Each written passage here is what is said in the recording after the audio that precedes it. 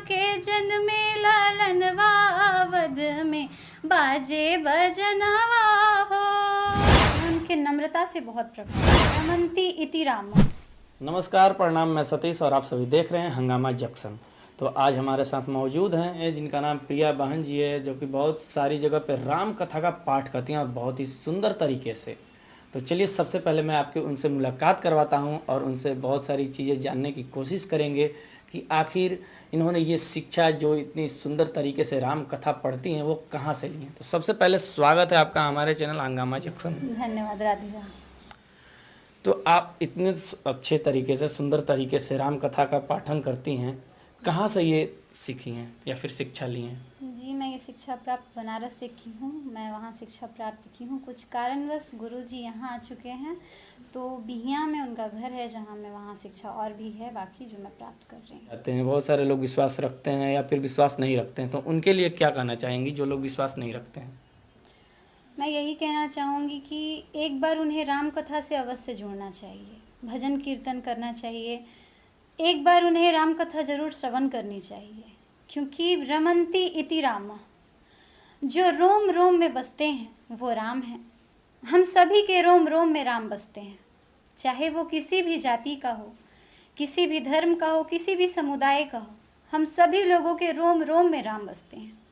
अगर हम प्रभु श्री रामचंद्र के महिमा का गुणगान करें, बखान करें, तो हम करते करते थक जाएंगे, परंतु उनकी महिमा खत्म नहीं होगी, क्योंकि जो प्रभु श्री रामचंद्र हैं वो अनंत हैं, वो अथाह हैं, उनका कोई अंत ही नहीं है। और इस कलयुग में अगर हम राम नाम का जाप करें, अगर हम प्रभु श्री रामचंद्र के आचरण को मात्र उतारें, आपने कहा जैसे कि जो भगवान में विश्वास ना रखते हों, ठीक है, वो विश्वास ना रखते हों, परंतु अगर वो मात्र उनके आचरण को मात्र एक मनुष्य समझकर भी अगर वो प्रभु श्री राम के आचरण को अपने जीवन में उतारने का प्रयास करते हैं तो उनका जीवन धन्य हो जाएगा।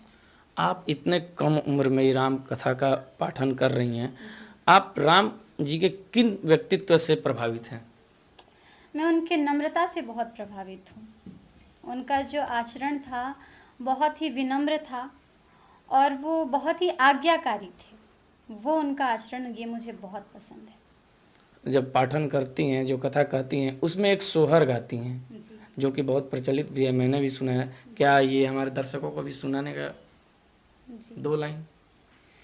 कौशल्या के जन्मे ललनवा अवध में बाजे बजनवा हो। कौशल्या के जन्मे ललनवा अवध में बाजे बजनवा हो। बाजे बजनवा राम भैले जनमवा, बाजे बजनवा राम भैले जनमवा। दशरथ के भैले ललनवा अवध में बाजे बजनवा हो। कौशल्या के जन्मे ललनवा अवध में बाजे बजनवा हो। बहुत सारे ऐसे लोग हैं जिनको धर्म और अधर्म की परिभाषा नहीं पता है, तो क्या समझाना चाहेंगी धर्म और अधर्म को आप? धर्म वह है जो हमें सही मार्ग पर ले जाता है, जो हमें सही मार्ग बतलाता है। धर्म वह है, धर्म हमें यह सिखाता है कि भगवान में विश्वास रखें, सहायता में विश्वास रखें, भक्ति भाव में विश्वास रखें, प्रेम में विश्वास रखें। धर्म हमें यह सिखाता है। साथ ही मैं यह भी कहना चाहती हूँ कि हमारा जो कर्म है, जो हम कर्म करते हैं, हमारा कर्म ही हमारा धर्म है। जैसे उदाहरण स्वरूप अगर हम लें तो एक पिता होता है, एक पिता का यह कर्तव्य होता है कि वो अपने बच्चों का पालन पोषण सही ढंग से करे, कड़ी मेहनत करे, कड़ी मेहनत करके वो अपने बच्चे को उच्च शिक्षा प्राप्त कराए। ये एक पिता का कर्तव्य है। तो अगर पिता इस कर्तव्य का पालन करता है तो यहाँ हो गया कि जो पिता का कर्म है वो उसका धर्म बन गया।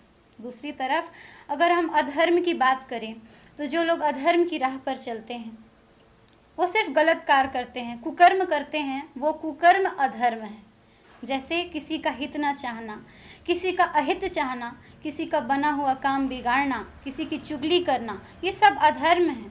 जो भी हम कुकर्म कर लेते हैं वो हमारा अधर्म बन जाता है।